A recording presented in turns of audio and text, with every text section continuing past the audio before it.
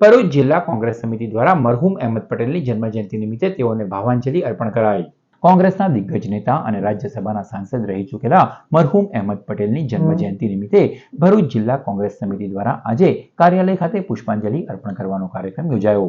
આ પ્રસંગે જિલ્લા કોંગ્રેસ પ્રમુખ રાજેન્દ્રસિંહ રણા, પૂર્વ પ્રમુખ પરિમલસિંહ રણા, શહેર પ્રમુખ સલીમ અમદાવાદી, હેમેન્દ્ર કોઠીવાલા સહિતના આગેવાનો અને કાર્યકરો ઉપસ્થિત રહ્યા। અહેમદ પટેલે પોતાના રાજકીય જીવનમાં કોંગ્રેસ પાર્ટી માટે અવિસ્મરણીય યોગદાન આપ્યું હતું, ત્યારે તેઓના કાર્યોને યાદ કરવામાં આવ્યા હતા।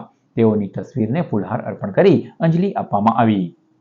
આધુનિક ભારતના શિલ્પી જેના હૈયે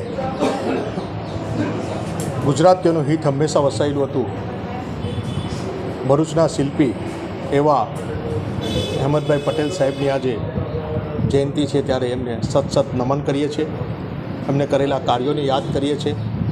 કોઈ પણ પાર્ટીનો માણસો એમના દરવાજે ગયેલો હોય ક્યારેય પક્ષાપક્ષી નથી કરી, માનવ હિતની વાત કરી હતી અને અહેમદભાઈએ ભરૂચને આ દેશમાં સર્વપ્રથમ આગળ રાખેલું કે મારું ભરૂચમાં હું કેટલું કામ લેજો, શું કરું। અહેમદભાઈ નથી ત્યાર પછી આજે ઝીરો પરિસ્થિતિ પર ભરૂચ છે, ત્યારે એવા મહાન વિભૂતિને એમની જન્મ જયંતિ નિમિત્તે યાદ કરી એમને કોટી કોટી વંદન કર્યા।